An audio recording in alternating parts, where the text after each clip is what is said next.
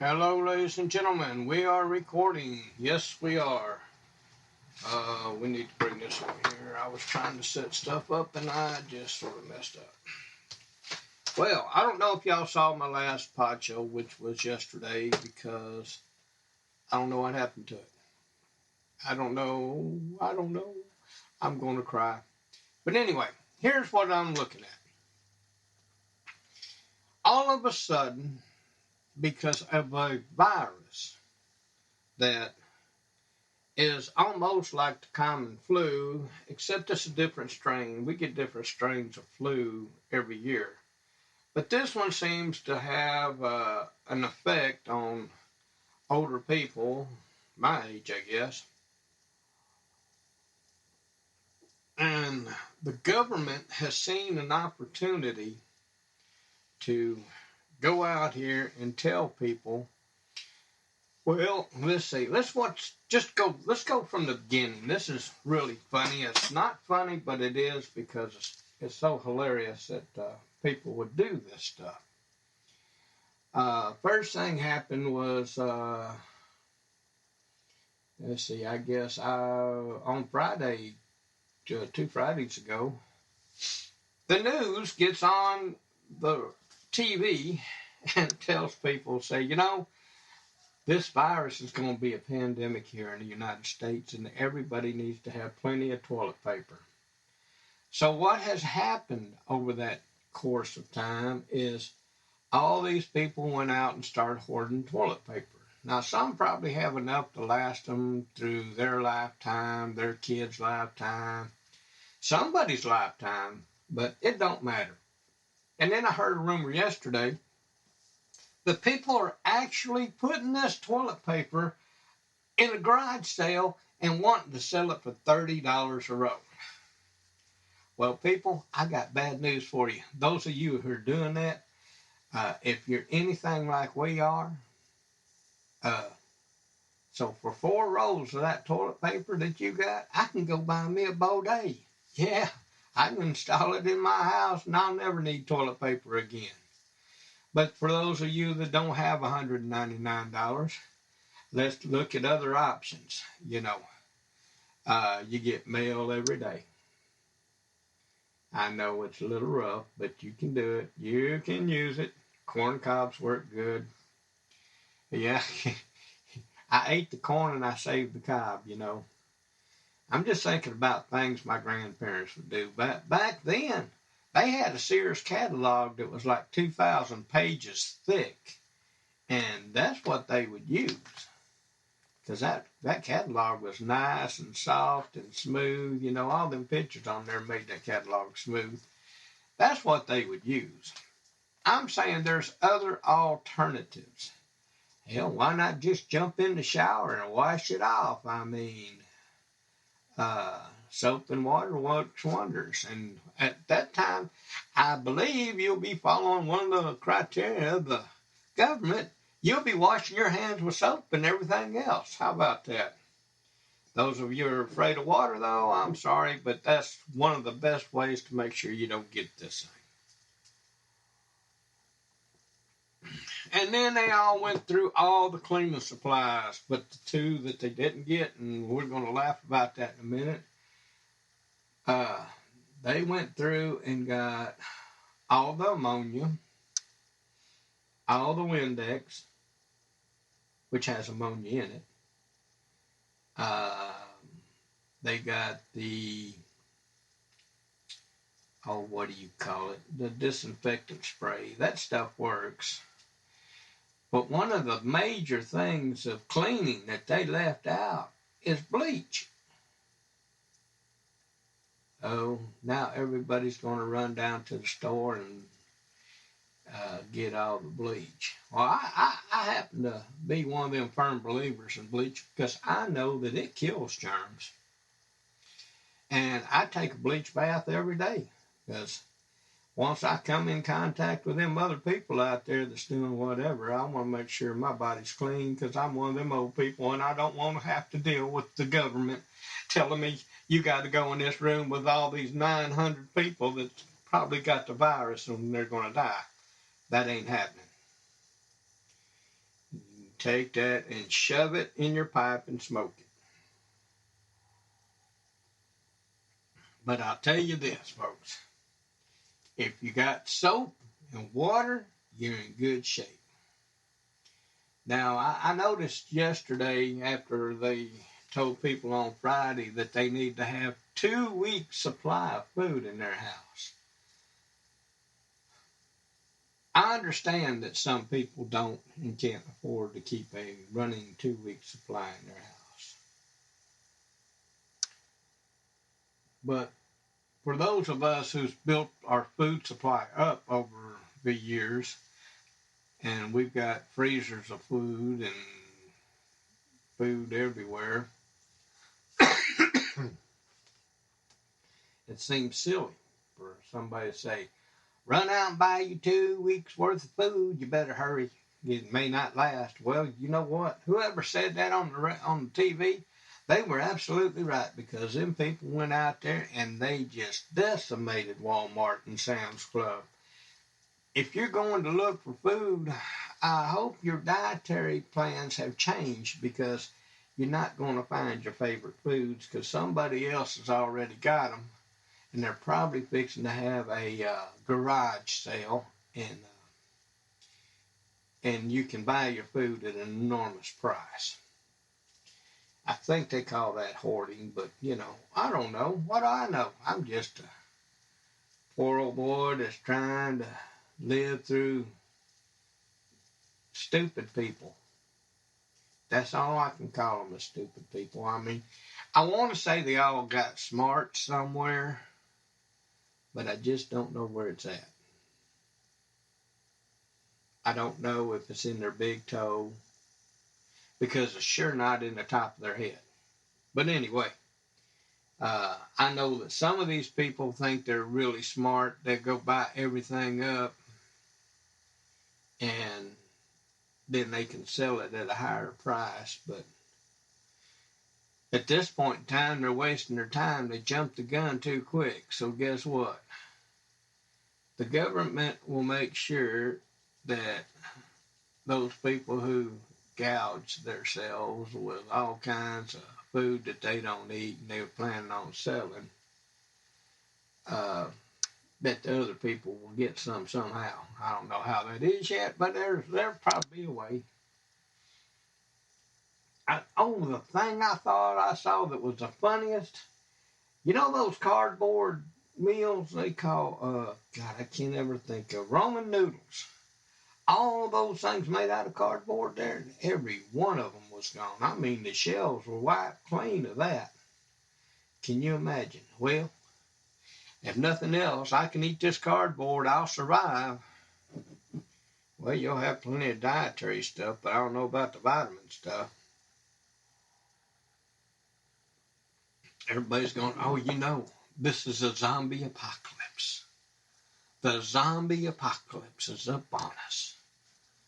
Well, I think, let me get this, out of several million people in the world, there's only 114 people in the United States that's got the virus. I guess they're going to run around and start biting people. I don't know. All right, here comes the zombie apocalypse. I got my machete. Do you? It's sort of funny, but it's not. All this stuff is going on, and everybody's now starting to be politically correct. I was told yesterday I need to be more politically correct about what I say, because people are really dumb, is what they told me, and they will do anything if they think it would work. So I'm not going to give you any advice as to what to do today, because if I did that, the advice I'd give you might be detrimental to your health, especially if you're one of those hoarders. So, therefore, today we're not going to do that. We're just going to talk about the dumbness of this whole thing. And the reason it's so dumb is because people are sitting out here going, I don't get my government check until the 3rd. and I only bought enough groceries to last me till the 3rd. What am I going to do? Because by the time the 3rd gets here, which is, oh, 18 days away, by the time the 3rd gets here, there won't be no food on the shelves. Ladies and gentlemen, those of you who get your check on the 3rd, there will be food on the shelves. These people are just buying and buying and buying. They'll run, one or two things will happen. They'll either run out of money, or the stores will be smart enough, instead of sending one truck in a day, they'll send in 5 and they'll take care of it. These people that's trying to get rich off a disaster at this point in time, I don't think that's going to happen.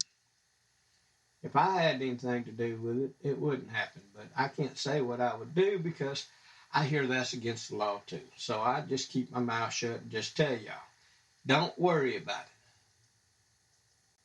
it. People that are trying to get you to buy all this stuff, people that are, it's your news people, it's your governor in Little Rock that it says, oh my God, people's got to have 2 weeks worth of food. Now, where did she get that number from?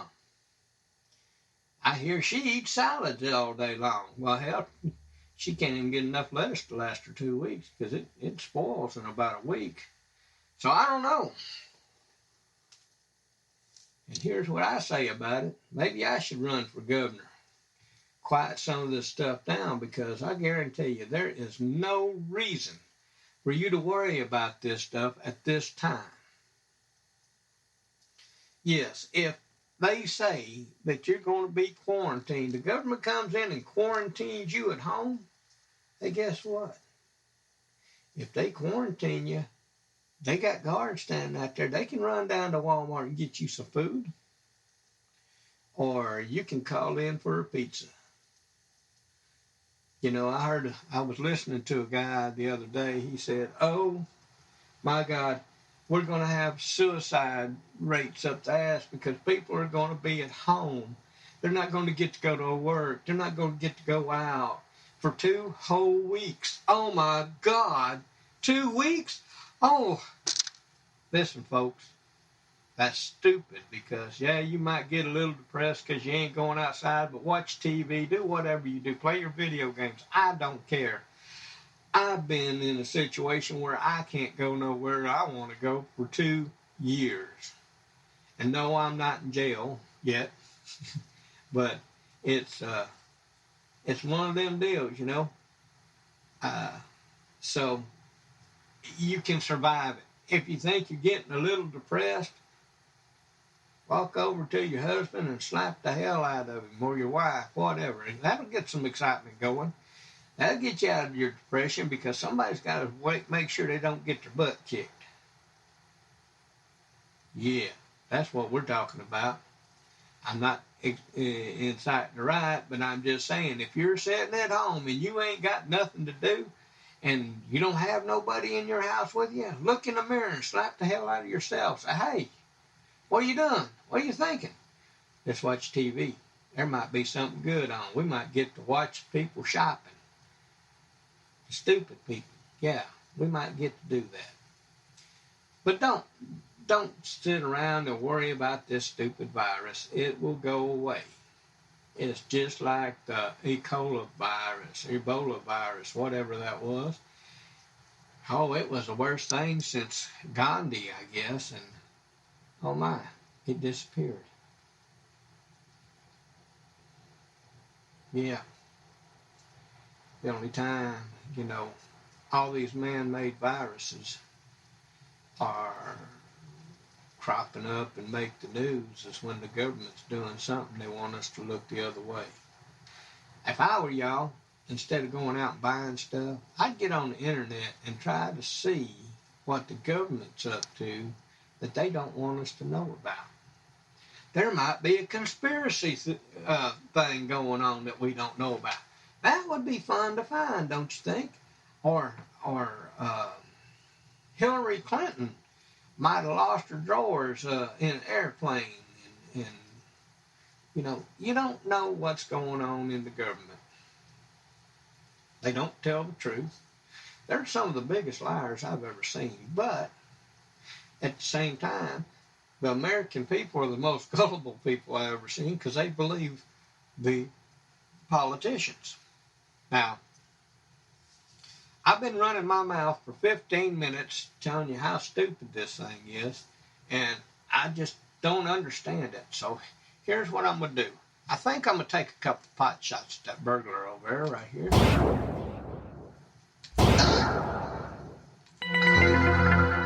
Oh, I got him. How about that? Now, why don't we all just smile? I'll take a picture of you. There you go. Now you're all smiling. Okay,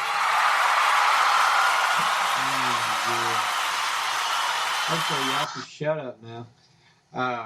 But anyway, this is some of the things I'm telling you people. You got to not worry about government or the news people. I said, it's just like the weatherman.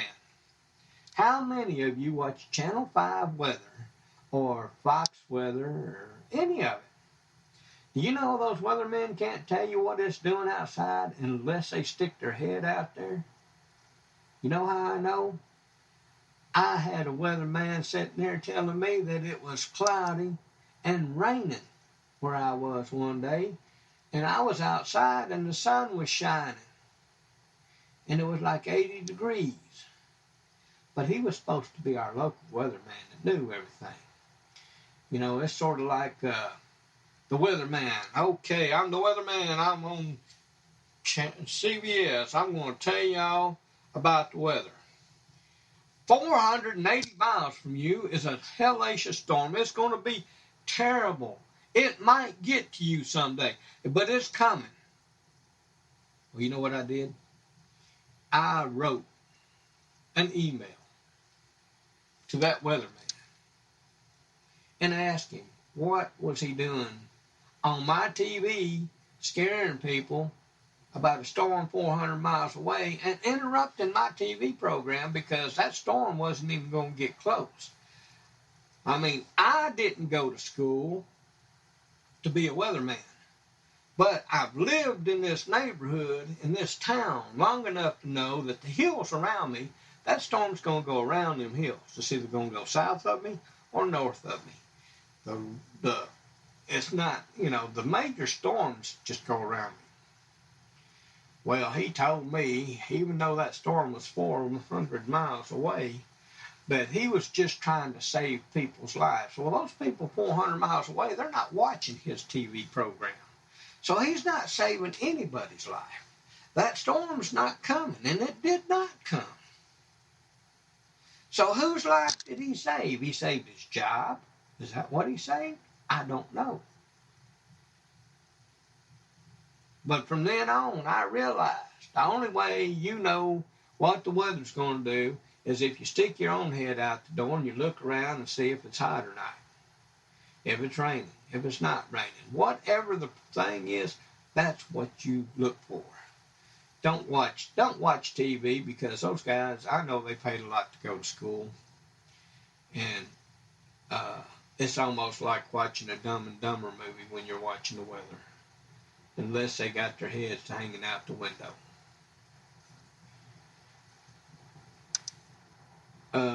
Sounds like I'm just pretty much down on everybody today, but I'm really not. I'm just trying to let y'all know that everything you hear and see on TV is not necessarily the truth.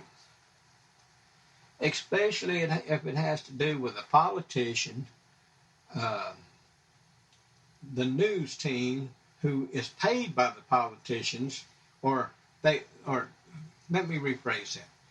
The news team gets their information by having a reporter sneaking around, trying to get all the information they can off this politician. So the politician says something that they think is really cute or bright or whatever, and the news team runs with it. Be it true or not, it don't matter. But if you take something that's not true and you run with it hard enough, you could actually make it happen. And that's the case that we're into today.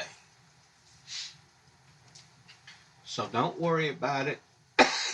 excuse me, don't hoard the food, don't hoard the toilet paper, because, you really don't need toilet paper as long as you got running water and soap. Yep. Get in the shower, bend over, spray yourself and wash, and then you're good. How about that? Actually, that's less work than using toilet paper. I know it's yucky, but who cares? You'll be cleaner afterwards. So, tell me, people, what do y'all think? I think that we should just not worry about it. Let this thing take its course. Keep the Chinese back in China. Keep Europeans back in Europe. Keep everybody where they belong. Let this thing run its course, and then if the Chinese all die off, oh well, we'll have another country we can go to eventually. But if the thing is, if they can scare you and make it worse for you, that's what government gets paid to do, I think. So, here's what I think we should do. We should tell them no. Hell no, we won't go. We're not going to go into the night quietly, and we're not going to listen to you politicians and you TV celebrities. And I wouldn't even listen to me, other than the entertainment value that I have, because that's what I am. I'm an entertainer. I make you happy. Yes, sir. I don't know who Larry's Pizza is, but I just want y'all to know that these people out here, they mean well. They don't do things, I don't believe, intentionally to make you go nuts. But, they get paid a salary. And I guess the best way to put it, I think it was on a Superman issue, and some of you know the new movie, but Superman was on a comic strip for a long time before they had TV shows about him and movies. And I don't even know where I was going with that train of thought, but it said there was a deal that, it said, don't believe everything you read or hear, because until you can verify it, you shouldn't even spread it. Because if you let's see, give you a good example. I told my girlfriend about the toilet paper issue, and then we went out to dinner. She told her daughter about the toilet paper issue while we were at dinner. But we told them, don't worry about it, because we're going to Sam's Club to get some. Well, we got to Sam's Club, and guess what? All them aisles were empty. There was no toilet paper, no napkins, no Kleenex, no paper products at all, which I thought was ironic. And I talked to the little girl up front. She said, yep, we opened at 9, and by 1, all the paper products were gone. And I'm going, wow, you getting any more? Yep, tomorrow morning we should have another truck. Well, next morning the truck comes in. They allow people that spend $100 for their membership to come in at 7. So, needless to say, by 9 a.m., that toilet paper was gone. It's all a scare tactic, folks. And I think it's a really sad one, but whatever. Let's just say, hell no, we're not going to go. And if you don't buy stuff, then they'll figure it out. They didn't scare you that time.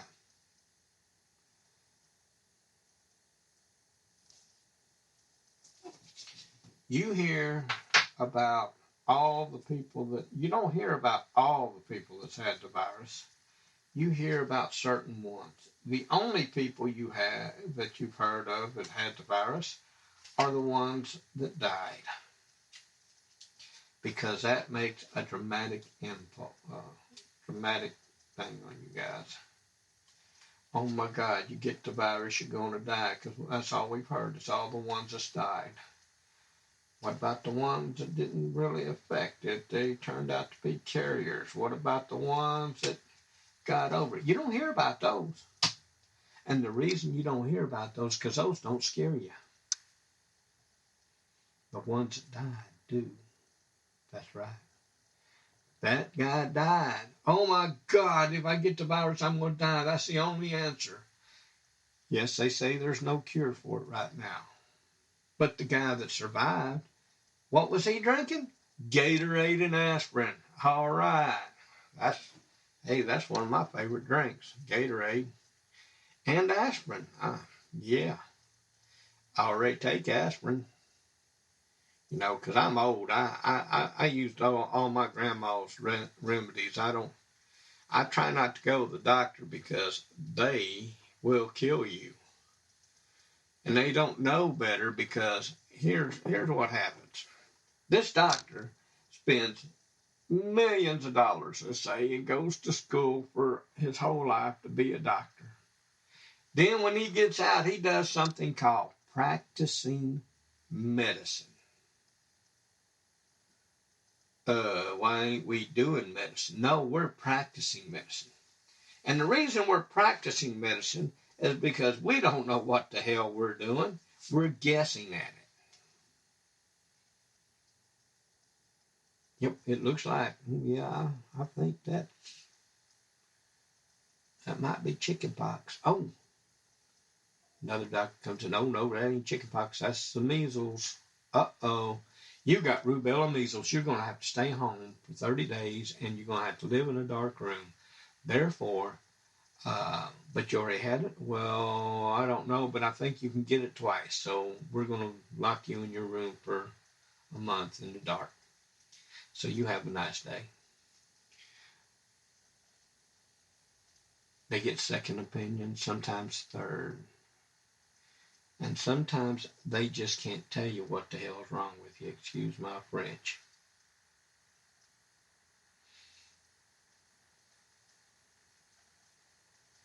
And I know this from experience. If you remind me later, I think I'll go into the experience, because at this point in time, I'm not allowed to, but I will be allowed to soon. And I'll tell you about things that doctors do, insurance companies do, and things to watch out for.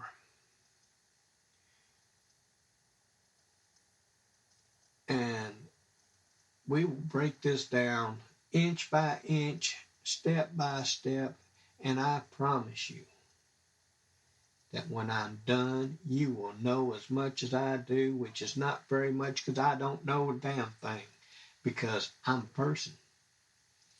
I'm not one of those educated people that went out there and spent my whole life, $90 million, getting educated to be a doctor so that I could say I'm practicing medicine.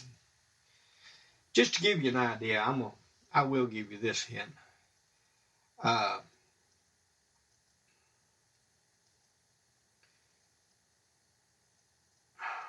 Years ago, it's only been 3 or 4 years ago, 5 maybe. Time flies. Marcy went to the hospital. She didn't want to go. She told me she wasn't going to make it out there, but I wanted her better. I wanted her well. From the minute, she was only 59, by the way. From the minute she got to the hospital, they wanted her on DNR. Oh my God, it was terrible. Every day You need to go on DNR. You need to go on DNR. You need to go on DNR. You need to go on DNR. Oh my God. 3 months we put up with that. I almost threw a priest through a window because his nun was in there 5 o'clock in the morning. You need to go on DNR. You'll be much happier if you move on. Where are you moving on to? Is it sort of like that show, Moving On Up? I don't know. Well, but you need to go on DNR. Well, she didn't want to. She wanted to come home. And if I knew what I know now, I would have brought her home. She could have died right here. I don't care. But they told me that I was not allowed to bring her home, which is not true. I did not know any better. Sort of like this thing that's going on now. Nobody knows any better, but we're going to believe everything we hear. She wanted to come home. The whole time. Now, the reason she went there was because her doctor, primary care physician, told her he goes like this, ma'am, I think you have a blood clot in your leg, and I need to send a nurse over to give you some warfarin, and we'll keep track of it. And, well, that nurse in 1 week went and gave her 3 shots of warfarin, but nobody checked it.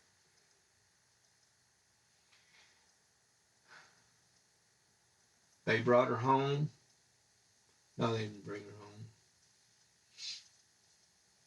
I came home. I'd been on the road. I came home. The bathroom is covered in blood. Yeah. Look at all that blood. Honey, what's this shit in the bathroom? This blood, I'm bleeding a little bit. A little bit, my ass. We need to get you to a doctor. She was taken to the hospital against her will, because she said, I don't want to go. I said, honey, we got to get you fixed. We can't let you bleed to death here. And they took her in the hospital and put her in a room. 2 weeks goes by, and all of a sudden she's got gangrene in her legs and her hands, where they've been poking her with needles and it's not been taken care of properly. They have not given her her medications, which she's had for 10 years. They quit giving those to her. And people go, oh, yeah, well, that's the way it is. Well, this is what we do around here. So after 3 months of fighting with them, they decided that she needs to go to rehabilitation. They take her to rehabilitation. What's the first thing they don't do? They don't give her her medication. She blows up like a balloon, so now they get her and rush her to the hospital.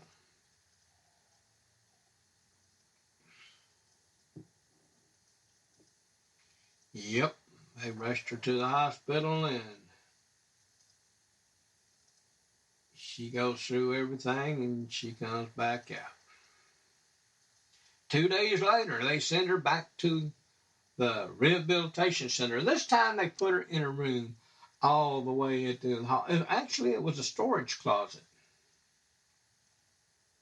And that's no joke. They had storage. They had things in there for storage, and they had just set up a bed in there for her.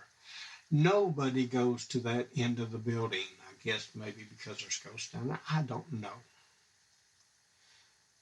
But I come in and I try to find her. And finally I do. Way down at the end of the building. And I walk in and she's having a hard time breathing. And I said, honey, have they been down? No, nobody's been here. So I go down and I find somebody. And I said, what the hell's going on here? Why ain't you taking care of her? And they go, oh, who? Where? Oh, yeah, well, we went down there earlier and we did what we're supposed to do. I said, did you give her medication? Well, I don't know. What do you mean you don't know if you gave her your medication? Well, I don't know if we did.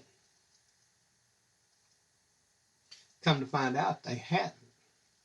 So now she's blowed up like a balloon again. They send her to the hospital. And this doctor put her on DNR, even though I was standing there when she said, for the first time in 3 months, it was just like The Exorcist. She sat up and she goes, I am not DNR. And I go, oh my God. Well, he put her on DNR. That afternoon, I go in and I say, okay, what kind of medication is she on? I want to make sure we get all this shit right the first time because I'm looking into ways to getting her home. Only thing we got on her is aspirin. What do you mean the only thing you're giving her is aspirin? She came in here because she's bleeding out, and then you're going to give her aspirin? That's not going to cure the problem. Well, I don't know. You have to talk to her doctor. They have hospitalists. I said, no, I'm going to talk to her doctor. Well, I called her doctor, and he says, I can't do nothing about it. They're the ones taking charge. Well, at 6 o'clock that night, I tell her, I said, well, I'm going to go get something to eat. She said, no, you can't go eat because I'm going to die here in a little while. And there was every doctor in the world in there, and they go, no, she's fine. She's not going to die. 3 hours later, she was dead. I was never able to get a hold of her hospitalist about this aspirin thing. And that's what, that tells me that, yeah, you got doctors practicing medicine. And I would tell you what hospital it is. It's the same one that sort of screwed me over, but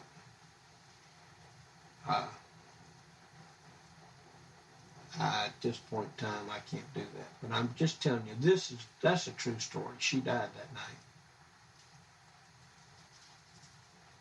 I never thought she was going to die that night, but she did. But she knew she was. And that's why I say, folks, don't believe every damn thing you hear from these people. Get a second opinion. Don't go stupid and go hoarding food and toilet paper because, number one, you're not going to get rich. If I needed something that bad, I'd take my shotgun out and I'd go hunting. And if you got in the way, you might be the next meal. But it's not to that point. We're not in an apocalypse. There's no zombies out there. These people are, though 3 or 4 that you've heard have died, were weak. Their systems were weak.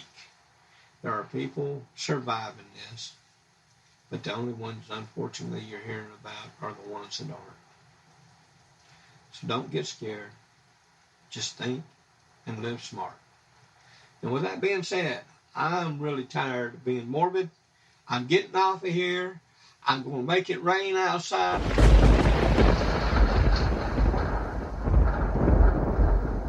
And wash all that crap away. Y'all have a good night and y'all have a good day because everything will work out if you let it. I'll talk to you later.